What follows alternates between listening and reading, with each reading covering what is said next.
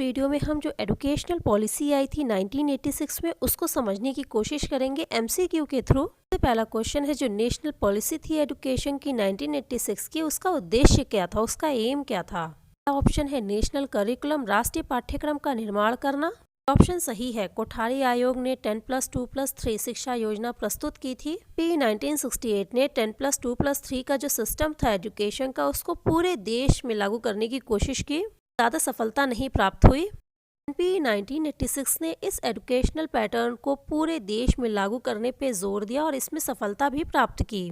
Option A इसका right होगा। Equal educational opportunities, शिक्षा के समान अवसर, मतलब सभी जाति धर्म के लोगों के पास शिक्षा प्राप्त करने के समान अवसर होने चाहिए। 1986 में एससी एसटी और महिलाओं की शिक्षा पे खास ध्यान दिया गया। पहली बार जो है इंक्लूसिव एजुकेशन की बात कही गई। अब जो स्पेशल बच्चे होते हैं, जो विशिष्ट बालक होते हैं, उनकी भी शिक्षा की बात कही गई इस पॉलिसी में। ये भी ऑप्शन राइट है। ऑप्शन सी है development of languages, language formula. Secondary जो स्टेज होती है उस पे 3 लैंग्वेज फार्मूला को अपनाना चाहिए। नॉन हिंदी स्पीकिंग स्टेट्स हैं उनमें इंग्लिश और रीजनल लैंग्वेज के साथ साथ हिंदी को कंपलसरी पढ़ाना चाहिए। हिंदी स्पीकिंग स्टेट्स में एक रीजनल लैंग्वेज और इंग्लिश पढ़ाना चाहिए। ऑप्शन डी इसका राइट आंसर होगा। नेशनल पॉलिसी ऑफ एजुकेशन जो 1986 में आई थी, उस समय भारत के जो प्राइम मिनिस्टर थे, इंडिया के जो प्राइम मिनिस्टर थे वो राजीव गांधी जी थे। राजीव गांधी जी के अनुसार शिक्षा क्या है, इन्वेस्टमेंट है, एक्सपेंडिचर है, प्लान है या फिर रिवार्ड है। ऑप्शन इसका राइट आंसर होगा, इन्वेस्टमेंट है। नेक्स्ट क्वेश्चन है राजीव गांधी जी ने किस ईयर में ये बात कही थी कि जो नई शिक्षा होगी वो भारतीयों को 21st सेंचुरी के लिए तैयार करेगी।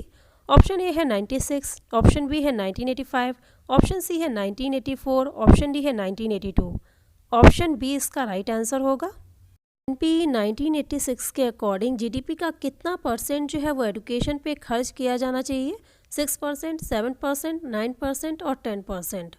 ऑप्शन ए इसका राइट आंसर होगा 6%।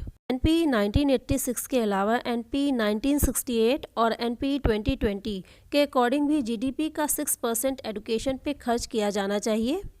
नेशनल पॉलिसी ऑफ एजुकेशन 1986 कितने पार्ट्स में डिवाइडेड है? ऑप्शन ए है 8, ऑप्शन बी है 10, ऑप्शन सी है 12 और ऑप्शन डी है 14। ऑप्शन सी इसका राइट आंसर होगा। नेशनल पॉलिसी ऑफ एजुकेशन 1986 किस कमेटी द्वारा रिव्यू की गई थी? ऑप्शन ए है राममूर्ति कमेटी, ऑप्शन बी है Janardhan Reddy committee, option C है यशपाल कमेटी और ऑप्शन डी है all of the above. Option D इसका राइट आंसर होगा।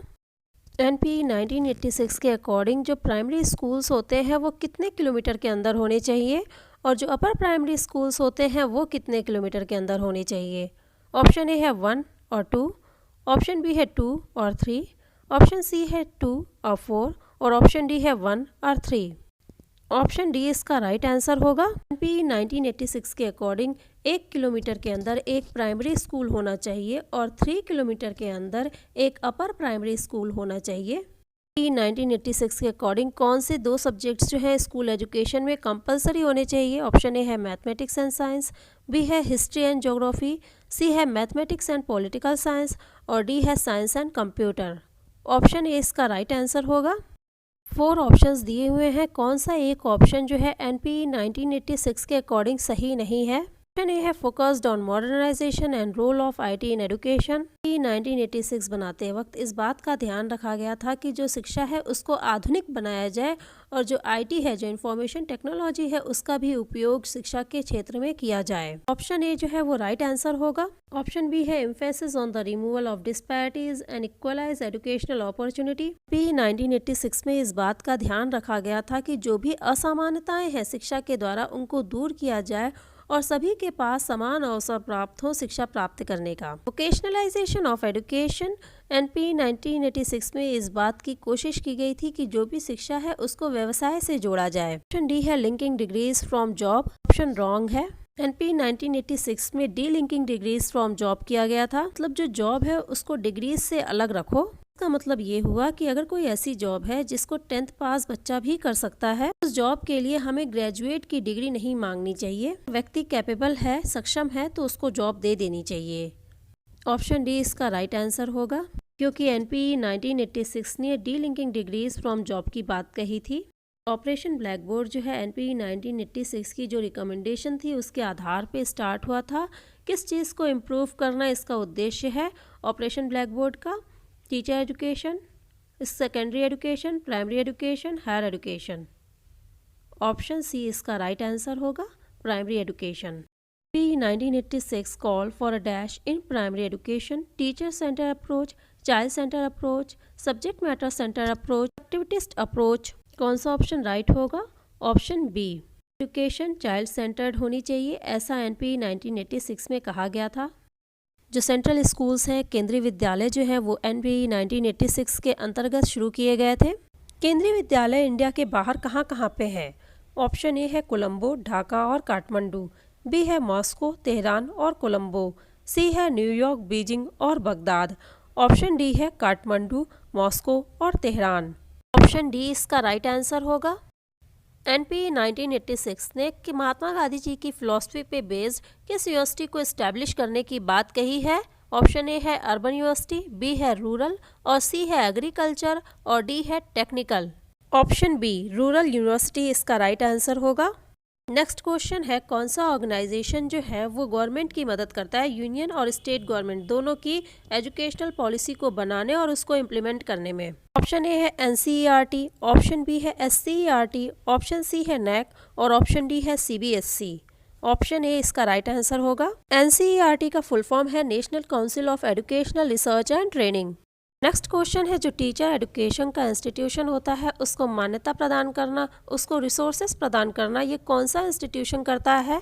ऑप्शन ए है एनआईओएस, ऑप्शन बी है यूजीसी, ऑप्शन सी है एनसीटीई और ऑप्शन डी है एनबीए। ऑप्शन सी इसका राइट आंसर होगा। एनसीटीई का फुल फॉर्म है national council for teacher education. जो पॉलिसी के रिकमेंडेशंस हैं जिनको इम्प्लीमेंट किया गया है एजुकेशन पे, उसको कितने सालों में जो है वो रिव्यू किया जाना चाहिए? 2 साल, 5 साल, 7 साल या फिर 9 साल? ऑप्शन बी इसका राइट आंसर होगा, 5 साल। डाइट की स्थापना किस शिक्षा नीति के अंतर्गत हुई थी? डाइट का फुल फॉर्म है district institute of education and training. Option B इसका राइट आंसर होगा, नेशनल पॉलिसी ऑफ एजुकेशन 1986। हर डिस्ट्रिक्ट में एक डाइट सेंटर को सरकार जो है इस्टेब्लिश करती है। जो डाइट के इंस्टीट्यूशंस होते हैं वो जो सरकार की नीतियाँ होती हैं, जो शैक्षिक नीतियाँ होती हैं, उसको डिस्ट्रिक्ट लेवल पे लागू करते हैं, इम्प्लीमेंट करते हैं और टीचर्स को ट्रेनिंग प्रोवाइड करते हैं। नवोदय विद्यालय की शुरुआत किसके द्वारा की गई थी? Option A Rajiv Gandhi, B है इंदिरा गांधी, सी है गुलजारी लाल नंदा और डी है चौधरी चरण सिंह। ऑप्शन ए इसका राइट आंसर होगा। नवोदय विद्यालय की जो शुरुआत है वो भी एनपीई 1986 के अंतर्गत की गई थी। नवोदय विद्यालय किसको जो है एजुकेशन प्रोवाइड करते हैं? स्पेशल चिल्ड्रन को, बॉयज़ को, रूरल टैलेंटेड स्टूडेंट्स को या फिर अर्बन स्टूडेंट्स को? ऑप्शन सी इसका राइट आंसर होगा, rural talented students. Rajiv Gandhi ji एक ऐसे स्कूल की स्थापना करना चाहते थे जिससे जो ग्रामीण क्षेत्र के जो टैलेंटेड बच्चे हैं उनको मुफ्त में शिक्षा प्रदान की जा सके। नवोदय विद्यालय में जो ग्रामीण क्षेत्र के बच्चे होते हैं, जो प्रतिभाशाली बच्चे होते हैं, जो टैलेंटेड बच्चे होते हैं, उनको शिक्षा दी जाती है मुफ्त में। एनपीई 1986 से रिलेटेड जो भी इम्पोर्टेंट एमसीक्यूज थे उसको मैंने इस वीडियो में डिस्कस कर दिया है।